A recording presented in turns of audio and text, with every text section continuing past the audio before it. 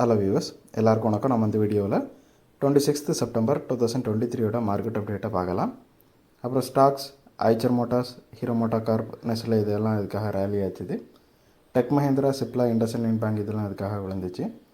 எஃப்ஐஎஸ்டிஎஸ் இவங்கெல்லாம் வந்து எவ்வளோ க்ரோஸ்க்கு ஸ்டாக்ஸை பை அண்ட் செல் பண்ணியிருக்கிறாங்க. யூஎஸ் மார்க்கெட் வந்து எதுக்காக விழுந்துச்சு, க்ரூடு கரன்சி, இதோட ரேட்ஸ் எல்லாத்தையும் நம்ம இந்த வீடியோவில் பார்க்கலாம். ஃபஸ்ட் வந்து நிஃப்டி ஃபிஃப்டி அப்புறம் சென்செக்ஸும் பார்த்துடலாம். அதுக்கு முன்னாடி நீங்கள் இன்னும் இந்த சேனலை சப்ஸ்கிரைப் பண்ணாமல் இருந்தால் மறந்துடாமல் சப்ஸ்கிரைப் பண்ணிடுங்க. அப்படியே அந்த பெல் ஐக்கானே கிளிக் பண்ணிங்கன்னா டெய்லி அப்டேட்ஸ் தவறாமல் கிடைக்கும். நிஃப்டி பார்த்திங்கன்னா 9 பாயிண்ட்ஸ் வந்து விழுந்துருந்துச்சு. சென்செக்ஸ் வந்து 78 பாயிண்ட் விழுந்துருந்துச்சு. பெரிய மூவ் எதையுமே மேக் பண்ணலை. ஸோ ஆல்ரெடி சொன்ன மாதிரி தான் இந்த எக்ஸ்பைரி வரைக்கும், அதாவது இந்த வீக்லி எக்ஸ்பைரி வரைக்கும் மார்க்கெட் வந்து பெருசாக எந்த மூவும் பண்ணாது. அதுக்கப்புறம் பார்த்திங்கன்னா இந்த வீக்குக்கு அப்புறம், அதாவது இந்த வீக்கோட செப்டம்பர் எக்ஸ்பைரி முடியுது, வீக்லி எக்ஸ்பைரி முடியுது இல்லை. ஸோ இதுக்கப்புறம் பார்த்திங்கன்னா எக்ஸ்பைரி வந்து ஆரம்பிக்கிறப்போ மார்க்கெட் வந்து பெரிய மூவ் பண்ணுறதுக்கான வாய்ப்புகள் இருக்குது. மேக்ஸிமம் வந்து பாசிட்டிவ் சைடில் போகிறதுக்கான சான்சஸ் வந்து ரொம்பவே அதிகமாக இருக்குது. அப்புறம் ஐச்சர் மோட்டார்ஸை பார்த்தோம் அப்படின்னா 85 பாயிண்ட்ஸ் வந்து ரேலி ஆகிருந்துச்சு. ஸோ டூ வீலர்ஸோட டிமாண்டு பார்த்திங்கன்னா கொரோனாவுக்கு அப்புறம் வந்து நிறையவே வந்து ஃபோர் வீலர்ஸ்க்கு வந்து டிமாண்ட் அதிகமாச்சு. ஃபோர் வீலர்ஸ் வந்து நிறைய பேர் வாங்கியிருந்தாங்க. ஸோ அதுக்கப்புறம் பார்த்திங்கன்னா டூ வீலர்ஸோட டிமாண்ட் வந்து கொஞ்சமாக மந்தமாச்சுது.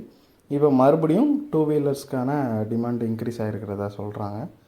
ஸோ அதனால் ஐச்சர் மோட்டார்ஸ் வந்து கொஞ்சம் பெனிஃபிட் அடைய வாய்ப்பு இருக்குது. அதுக்கான கரெக்டான பொசிஷனில் அது இருக்குது. அது மட்டும் இல்லாமல் ப்ரோக்கரேஜ் ஜெஃப்ரிஸும் பார்த்திங்கன்னா இதோட டார்கெட்டை வந்து 4150 டிசைட் பண்ணியிருக்கிறாங்க. ஸோ இப்போது இருக்கிறது பார்த்திங்கன்னா அது 3472 இருக்குது. ஸோ ஏறக்குறைய 700 பாயிண்ட் வந்து இது ரேலி ஆகிறதுக்கு சான்சஸ் இருக்குதுன்னு ப்ரோக்கரேஜ் சொல்லியிருக்கிறாங்க. ஸோ இந்த நியூஸஸ்னால் ஐச்சர் மோட்டார்ஸ் வந்து ரேலி ஆகிருக்குது. அப்புறம் ஹீரோ மோட்டார் கார்பை பார்த்திங்கன்னா 59 பாயிண்ட்ஸ் வந்து ரேலி ஆகிருக்குது. சேம் ரீசன் தான். டூ வீலர்ஸோட சேல்ஸ் அவுட்லுக் வந்து ரொம்பவே நல்லா இருக்குது. ஸோ ஃபியூச்சரில் வந்து டூ வீலர் சேல்ஸ் வந்து நல்லா இன்க்ரீஸ் ஆகிக்கான சான்சஸ் வந்து அதிகமாக இருக்குது. ஸோ இந்தியாவில் வந்து டூ வீலர்ஸ் சேல்ஸில் ஃபஸ்ட்டு இருக்கிறது பார்த்திங்கன்னா ஹீரோ மோட்டார் கார்பு தான். ஸோ அதனால் அவங்க இதனால் பெனிஃபிட் அடைய அதிகமான வாய்ப்புகள் இருக்குது.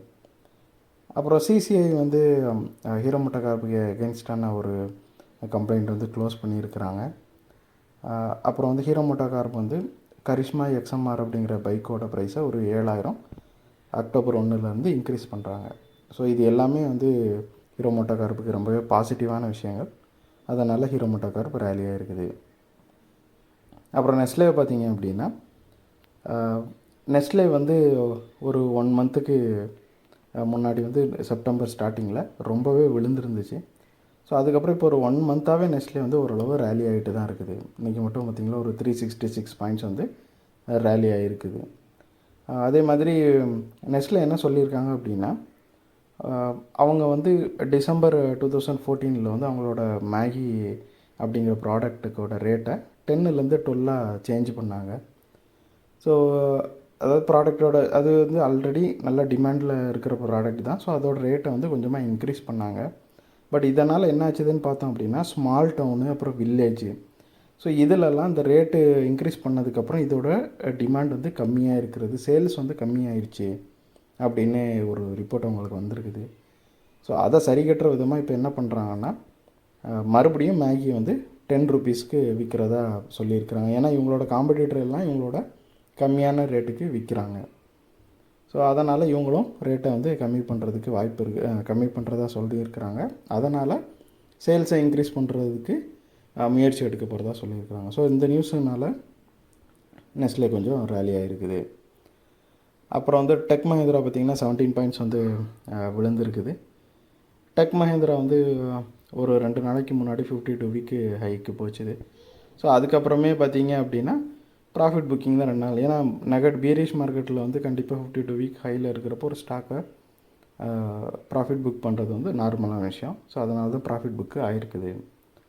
அது மாதிரி டெக் மஹேந்திராவோட சிஇஓ என்ன சொல்லியிருக்கிறாரு அப்படின்னா, இப்போ ஏஐ வந்து கொஞ்சம் பூமில் இருக்குதுல்ல. ஸோ இந்த ஏஐனால் ஏறக்குறைய 1/3, அதாவது மூணில் ஒரு பங்கு ஜாப்ஸ் வந்து ஐடியில் கம்மியாகிறதுக்கு சான்சஸ் இருக்குது அப்படின்னு அவர் பேசியிருக்கிறாரு. ஸோ இது இப்படி ஜாப்ஸ் வந்து கம்மியாகிறதுனால மேபி அந்த ஐடி கம்பெனிஸ்க்கு லாபமாக இருக்கலாம், பட் வந்து ஐடி எம்ப்ளாயீஸ்க்கு வந்து இது ஒரு நல்ல நியூஸ் இல்லை. அப்புறம் சிப்லாவை பார்த்தோம் அப்படின்னா, சிப்லா வந்து அவங்களோட சப்சிடரி இருக்குல்ல யூஎஸில், ஸோ அதில் ஆல்ரெடி சொன்ன மாதிரி அந்த எஃப்டியை வந்து 5 அப்சர்வேஷன்ஸை பண்ண போகிறதா சொல்லியிருக்கிறாங்க. க்ளோஸாக மானிட்டர் பண்ண போகிறதா அந்த சப்சிடரின்னு சொல்லியிருக்கிறாங்க.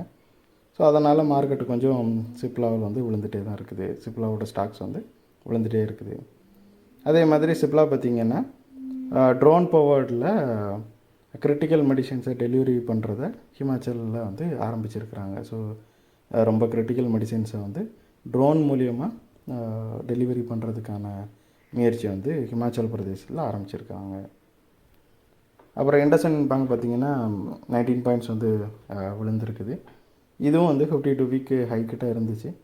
ஸோ அந்த சமயத்தில் வந்து ப்ராஃபிட் புக்கிங் நடந்து கொஞ்சமாக விழுந்திருக்குது. அது மட்டும் இல்லாமல் இண்டஸ்இண்ட் பேங்க் வந்து ஐசிஐசிஐ கூட பார்ட்னர்ஷிப் வைக்கிறாங்க. ஸோ இது ஒரு மல்டி இயர் பார்ட்னர்ஷிப்னு சொல்லப்படுது. அப்புறம்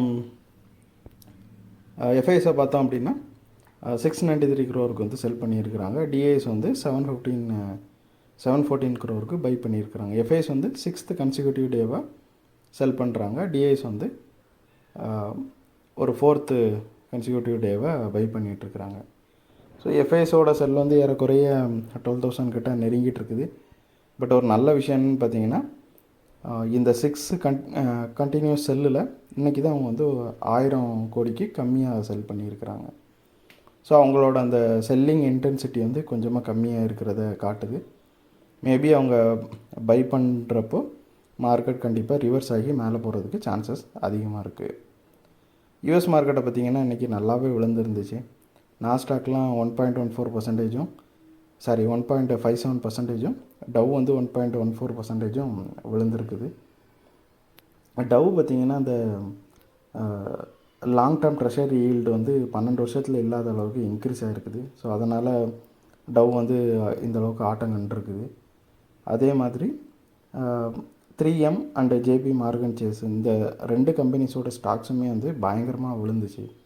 ஸோ இது எல்லாமே வந்து டவ் வந்து இந்த அளவுக்கு விழுறதுக்கு 388 பாயிண்ட் வந்து விழுறதுக்கு ஒரு ரீசனாக அமைஞ்சிருச்சு.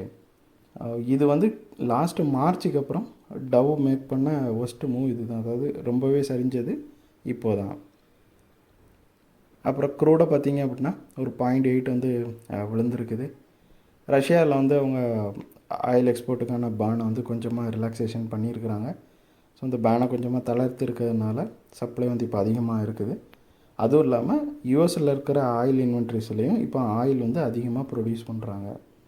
ஸோ இந்த 2 நியூஸும் சேர்ந்து க்ரூட் ஆயில் வந்து கொஞ்சமாக விழுறதுக்கு ரீசன் ஆகிடுச்சு. அப்புறம் யூஎஸ்டி அகைன்ஸ்ட் இந்தியன் ருப்பி பார்த்தோம் அப்படின்னா யூஎஸ்டி வந்து கொஞ்சமாக ரேலியாக இருக்குது. இந்தியன் ருப்பி இன்னும் வீக்காக இருக்குது. 0.09 வந்து அப்பாக இருக்குது யூஎஸ்டி. ஸோ ஆயில் ப்ரைஸு, அப்புறம் யூஎஸ் ஈல்டோ அந்த இன்க்ரீஸ் ஆகிருக்குல்ல அது, அப்புறம் வந்து இந்தியன் மார்க்கெட் வந்து கொஞ்சம் பீரிஷாக இருக்கிறது, இது எல்லாமே சேர்த்து இந்தியாவோட கரன்சி வந்து விழுறதுக்கு ரீசனாக ஆகிடுச்சு. ஸோ இந்த வீடியோவில் நான் உங்களுக்கு கொடுத்த இன்ஃபர்மேஷன்ஸ் எல்லாம் கண்டிப்பாக ஹெல்ப்ஃபுல்லாக இருந்திருக்குன்னு நான் நம்புகிறேன். இது உங்களோட ஃப்யூச்சர் ட்ரேடிங் செஷனுக்கு கண்டிப்பாக ஹெல்ப் பண்ணும். இந்த வீடியோ உங்களுக்கு பிடிச்சிருந்துச்சின்னா லைக் பண்ணுங்கள், ஷேர் பண்ணுங்கள், மறக்காமல் சேனலுக்கு சப்ஸ்கிரைப் பண்ணுங்கள். அப்படியே இந்த பெல் ஐக்கானை கிளிக் பண்ணிங்கன்னா டெய்லி அப்டேட்ஸ் தவறாமல் கிடைக்கும். தேங்க்ஸ் ஃபார் வாட்சிங். Keep supporting. தேங்க்யூ.